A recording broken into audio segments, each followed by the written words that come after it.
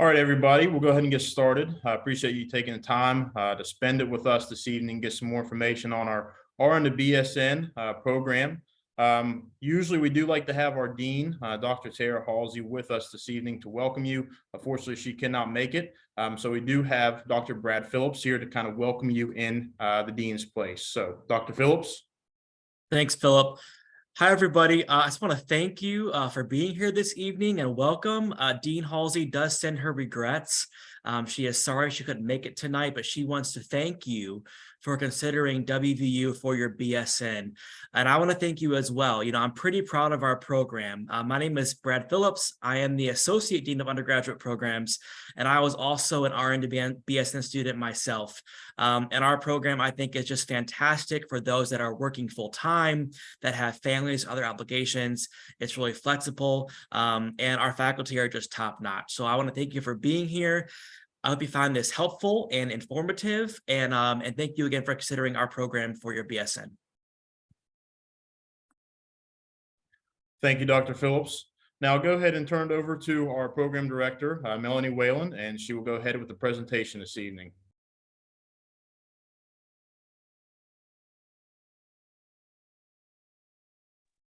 While I try to figure out how to unmute myself first. Well, as Dr. Phillips said, we're glad to have you here this evening. And I just kind of wanted to start on this first slide I had, just a little bit of an agenda. It's really kind of fluid in a sense, because if you have questions that come up as we go along, please feel free to ask those. You can put them in the chat box, or you can even kind of chime in. We will do our best to answer all your questions. We want to take a minute just to do some welcome and introductions. We'll talk a little bit tonight about why you would want to attain a BSN. You may already be thinking of some of those reasons, and we'll give you some information about our program, of course. We'll look a little bit at cost, and then the next steps after you've learned about our program, and hopefully you'll decide to come and complete your RN to BSN degree with us, and we'll kind of point you in the right direction of where to start. So with that, I do want to take a minute just to show this slide. This is our dean, Tara Halsey. She's also the current president of the West Virginia Board of Nursing. And again, as Dr. Phillips said, she was unable to be here with us tonight. And I already showed you Dr. Phillips' slide, and he got to introduce himself. I'm going to stop right here, though, because I feel bad. I left out a slide, but Dr. Teresa Cowan is here with us tonight. And she is actually the chair of our Charleston campus. If you don't know, the School of Nursing actually has 5 campuses around the state. We have the Morgantown campus. We also have a Bridgeport, we have a Kaiser, we have Charleston, and we have Beckley. And the RN to BSN program is taught mainly out of the Charleston campus. So I just wanted to introduce Dr. Cowan. And Dr. Cowan, if you wanted to say a few words, we would like that. If not, we understand. I'm putting you on the spot. I want to welcome you as well to the WVU School of Nursing. I myself am an RN to BSN person. I have an associate degree and went ahead. Actually, I acquired or earned my BSN through West Virginia University a long time ago, and then continued on after that. And I think you will find that I've worked in several RN to BSN programs and have come back to WVU in the last few years. And I find that the content and the delivery of this program is right on track for what you need as already an RN moving up to the next level. So again, I want to thank you. I'm going to have to step out. I have another engagement. And again, Melanie can answer your questions, and thank you for coming. Thank you, Dr. Cowan. I kind of did the slides in order of how the administration goes. And tonight, Dr. Tina Keener, she wasn't able to be here as well. She is going to be taking the position of being the director over all BSN programs. And so if you decide to come to our program, you would definitely have some communication with her. So I always kind of like to put a picture so you have a face with a name. And that way, if you ever receive any information like on your welcome letter when you're admitted, you'll see Dr. Keener's name on that as well. So you'll know who she is and why her name is on your letter. just to give you just a brief introduction about myself, I am the coordinator of the RN-BSN program. And like Dr. Phillips and Dr. Cowan, I too am an RN-BSN graduate. So I do have a passion for RN-BSN education. I was sitting here thinking before I got online, it has been about 25 years ago since I completed my RN-BSN program. And it actually was at WVU Tech, which is now in Beckley. It was kind of a partnership with WVU. So I've definitely been in the WVU system for quite a while, about 20 years now. So, and I'm so excited to see all of these interested names come up on our virtual open house tonight. And Philip, you got to see Philip. Philip, do you want to say anything before I move on? Are you good? Sure. Yeah, no, I'm Philip Engelmeyer. I'm the college recruitment specialist here for the School of Nursing. I'm not a nurse. I have not went through any RN-BSN programs, but my role here is to just basically just answer your questions, help guide either Melanie or Dr. Phillips or anybody else. So that way help you through the application and admissions process. So again, thank you all for being here tonight. Philip is very knowledgeable about the application process and all that entails. We do have some of our faculty here tonight. I'm gonna just put them on the spot for a minute. We have Dr. Kathy Atasi, and Dr. Atasi teaches Nursing 362, Clinical Health Promotion, which is one of our courses, and Nursing 471, which is Community Health. And I'm going to ask if she would like to welcome you here tonight and tell a little bit about herself. Hello, everyone. Welcome, and we're really happy to have you here. My background, I am a traditional BSN student, but I have taught ADN, I have taught BSN, I have taught RN-BSN, and I can really truly see, having taught in different backgrounds, that dynamic of what that RN-BSN program adds to, what value it adds to you as a person, as a nurse, and just helping you grow in your critical thinking and your clinical judgment skills. So I love teaching in this program. It is fun and it's exciting, and I've taught it elsewhere as well, but I appreciate the effort, the continuity, the quality that is instilled within the WVU program. And I'm very proud to be teaching in this program as well. So if you have any questions, please feel free. You can always contact me too. Welcome.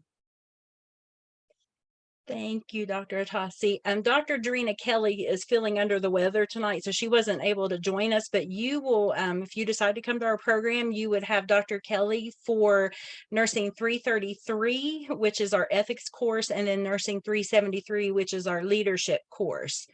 And then last but not least, Dr. Evelyn Martin, she is here tonight, and she teaches our 361, which is health assessment, and also our 461, which I always forget the name of it. It's sort of like nursing role with finance and management all combined.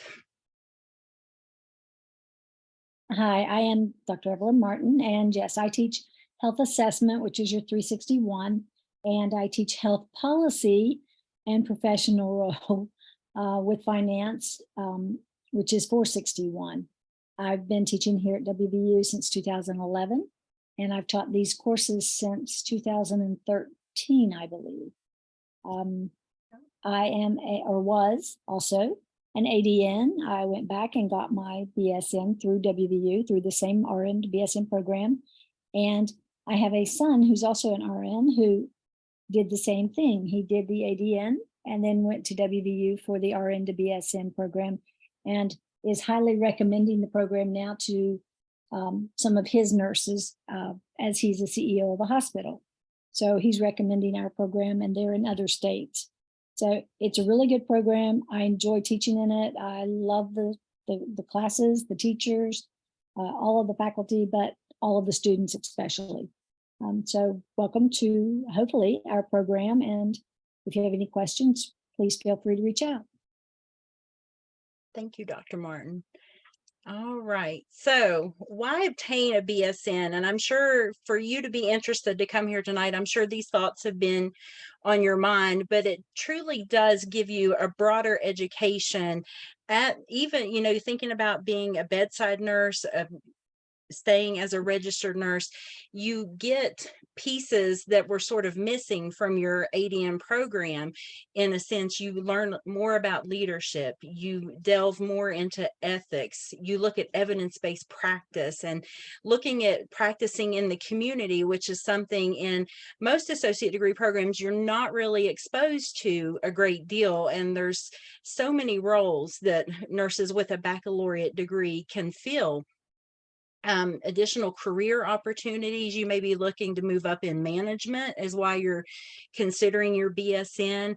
There are roles that nurses can do, registered nurses, that they want you to have a BSN if you're looking at being a school nurse, or some of the VA hospitals, they will hire nurses who have associate degrees, but they do want them to go on and obtain that BSN degree. So there are different career opportunities, and it also lays the foundation for graduate education. Some of you may be thinking about wanting to be a family nurse practitioner or a pediatric nurse practitioner, maybe a CRNA, a certified registered nurse anesthetist, maybe even a nurse educator like we are. And that would be wonderful because we need good nurse educators to come into the field. So all of those can be reasons why you may be thinking about obtaining your BSN. So let's talk a little bit just about our RN to BSN admission requirements. We do require you to be a graduate of a diploma or associate degree program that is nationally accredited. So that's something that I'm sure you would have known already about your program. The minimum cumulative GPA that we look at is a 2.5 on all college level work ever attempted, but we also, in terms of GPA, if you would say you have a 2.0 to 2.49, we do consider you for a provisional admission. So definitely don't let, if you're a little below that 2.5, do not let that keep you from applying to our program, because as soon as you apply to the program, your transcripts will be evaluated and someone can contact you and talk to you about that provisional admission and what that means and how you need to move forward with that. You also have to have an unrestricted license to practice nursing. So you definitely can't have any, if you do have disciplinary information with your license, or there's some special requirements that you have to meet in terms of practicing, that would have to be looked at. So we ask that you have an unrestricted license to practice nursing. And then once you're here, completion of our general education foundation requirements. And this will be different. I'm not going to go into great detail about this, but this will be different in terms of what type of associate degree you graduated with. But once you send your transcripts in to be evaluated, you will receive information that shows what courses you would need to take, and you could work with an advisor to take those. But definitely for our RN to BSN program, we look at English 101, 102, and we have our stats class here called Stat 211. But if you've taken a general stats class, like an elementary introductory statistics course, that can be looked at and transferred in. So if you already have stats, that's a good thing. So our credit hours, we have, it's a little bit of a confusing breakdown, but you need 120 total to graduate with a baccalaureate degree in nursing. So we give you 50 credits. We call them undifferentiated nursing credits, because you already have an RN license and you graduated from an associate degree program. Do I have any questions, Philip? I see there's a lot in the chat. Nope, you're good. Brad's knocking them out. Okay, thank you, Brad. I just saw that number climbing. Okay, then 30 credits for your RN to BSN courses, and I'll have some pictures of some progression plans coming right up that show how the courses are laid out and what type of progression plan you could think about utilizing. And then we say 40 general education foundation credits remaining. Now, these general education foundation credits can also come from credits you transfer in from another institution. For example, for your associate degree program, you probably had to take some sort of anatomy and physiology. You probably had to take a microbiology, a math course, psychology, different sociology. Those types of classes will transfer in, and we can look at those to see how they meet those general education foundation credits. So don't think that it's a complete 40 extra credit hours that you have to complete. It's usually not that at all. And again, once we see your transcript and it's evaluated, we can give you a good idea of what you're looking at in terms of courses to complete the program. Melanie, do you mind if I add something here real quick? Please. So with an asterisk next to that, 40 additional credit hours there for those CEFs. If you have attended a regionally accredited institution, that's where those credits will be able to come from. There are times students have completed a diploma program that is nationally accredited for nursing, but the institution is not regionally accredited. So that means there are times where students would have to complete additional courses that fall into those 40 GEF courses that Melanie was mentioning. And obviously, we have advisors that will keep you up to speed on all of that. Thank you, Philip. So the RN-BSN coursework, our program is 100% what we call asynchronous online, which means there are no live scheduled meetings. You will have assignment due dates that you need to meet. Maybe there's a due date for a quiz, a paper, discussion, or topic that you do on a discussion board, but we do not require you to come to campus or even to be online at a certain time. We can meet with you online as far as your professors to talk with you about assignments if there's any issues that you have.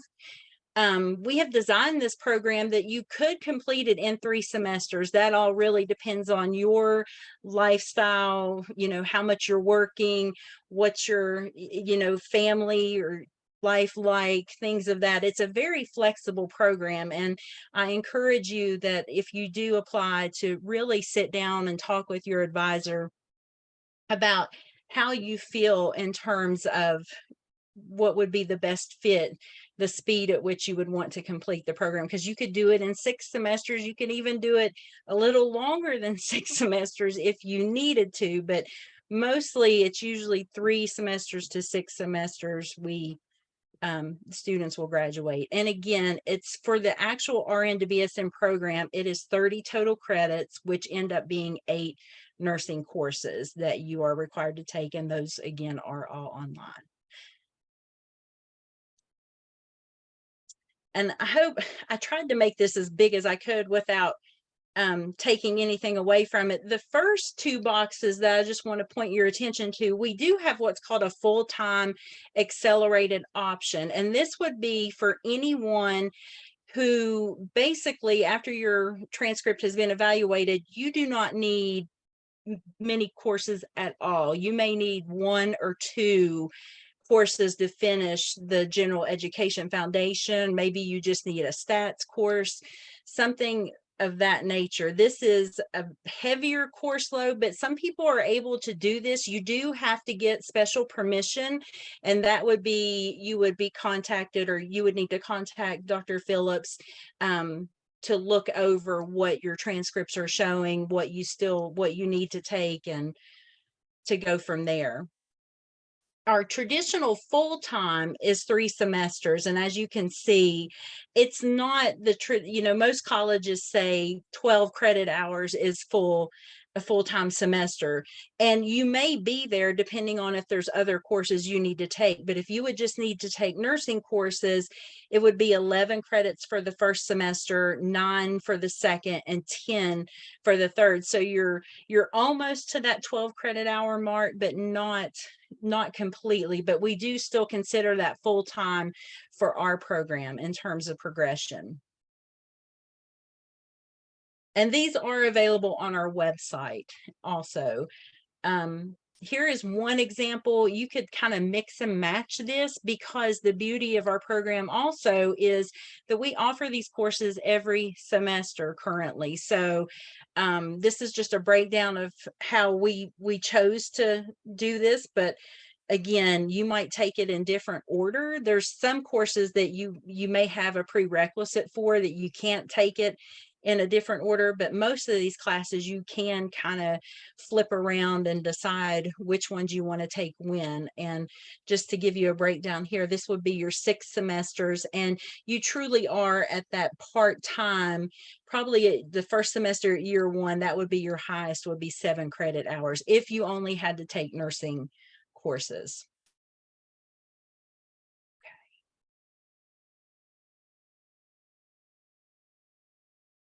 I wanted to take a minute just to talk about clinical experiences, because I think every person who's considering an RN to BSN program kind of gets nervous when that term clinical comes up.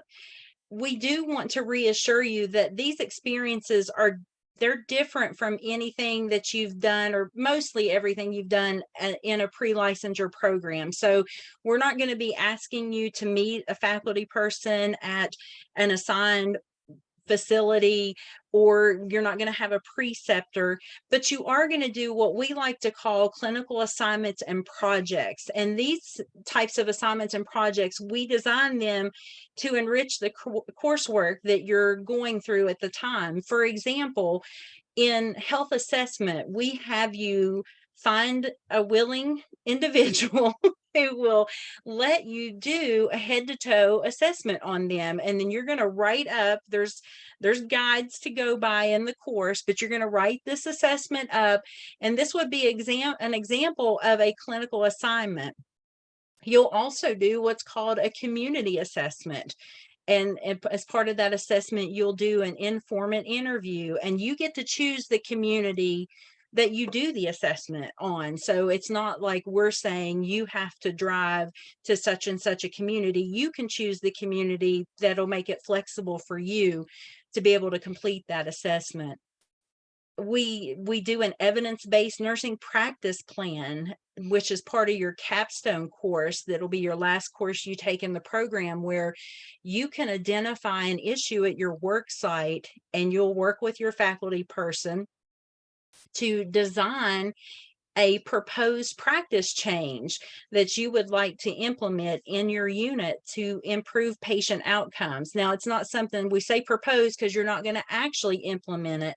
But I will say, after you do a presentation about it, you're required to do a presentation to your peers at work. And usually, your manager's going to want to be part of that presentation. Some of these projects actually get picked up by the clinical supervisors, the managers, and they end up getting implemented. So I think it's so neat to hear that kind of news after you do that, and to see how, it's on a small scale, but you get to see how evidence-based practice, how it's actually implemented in organizations. So again, those are just some of the examples, but as you can see, they're different than what you've been accustomed to up to this point.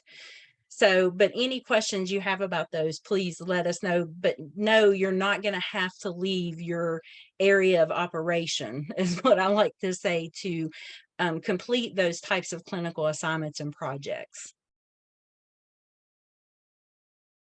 I do like to put the community service in here because I think it's important. I know how busy RN to BSNs are, a special population of student, because you are usually working full time. You have a life that you have to take care of, and then you decide to come back to school, and that in itself can be a full-time job. So to be upfront and tell you that we do require 25 hours of community service.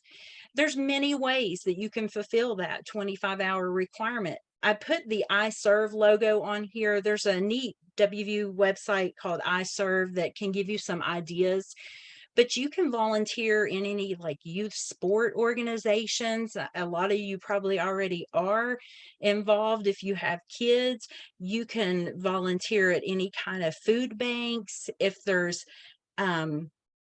different community organizations. Maybe you even have senior centers that are local to your community that you could volunteer at. Those are just some of the examples. If you're ever questioning if something would fulfill those 25 hours, you can always ask us. We would be glad to help you figure out what would be the best way to meet those 25 hours and how to document them. We also, for a while, we didn't have RN-BSN students participate in what we call interprofessional education. But now we have a requirement that we want all of our nursing students to have this valuable experience. So in conjunction with the interprofessional education department and the STEPS, which is our simulation lab at WVU, they have come up with and developed virtual activities that you can be a part of. And we have this threaded into your Nursing 362 course with Dr. Atasi. And so you may not know what other health profession students will be there with you, but it can be a mix of medical students, pharmacy students, social work students, and you would bring in the nursing component. But I think it's a really neat experience. And I think it's especially neat that it's something that we can offer virtual for our RN-BSN students, because it would be difficult to bring you all to campus to have you participate in a traditional interprofessional education offering. So last but not least, we're kind of hitting on the program cost. In-state tuition is offered for all of our students. I think that's definitely a big announcement that needs to be shared always. Right now, it's about $5.28 per credit hour at WVU for our nursing or RN-BSN program. But remember, financial aid is available. And also something I didn't even put on the slide, if you can check with your human resource departments at your organizations you're employed at, they may have some sort of program that they will help support you to go and complete your RN-BSN program. Now, I'm sure there's something in return. Maybe you have to sign an agreement to stay on. I'm sure there's things that you need to do, but definitely check out that opportunity to see if that's something that you could take advantage of. If you know that you're going to be at your organization for a while, that could definitely be a resource that you could take advantage of.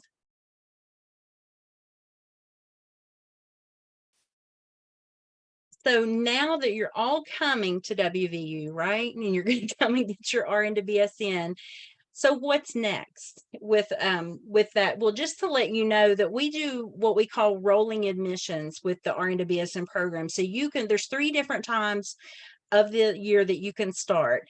If you decide to want to start in a spring semester, the application period for the spring, or it would start in January, that term, it opens up in May and it closes November the 1st. And then you have until November the 5th to get your transcripts in. If you would want to start in the summer, which some people do, I know some people don't want to go to school in the summer, but if you would, that term will open September the 1st and closes March the 1st. And again, all transcripts would need to be in by March 15th. If you're thinking of the fall term, which is coming up, we're still taking applications, and you have until July 1st to get those in.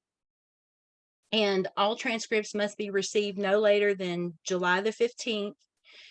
And if you go to our website, there's on the RN-BSN information page, there are some, I call them icons, but it will say, apply to WVU, or there's a little application icon, and then there's one that you can look at the cost to get more information. If you click on the application one, it will take you step by step of what you need to do in terms of applying for the RN-BSN program. And I feel like I talked really fast or something, but I think it's because Brad's fielding my questions or Dr. Phillips. So any questions?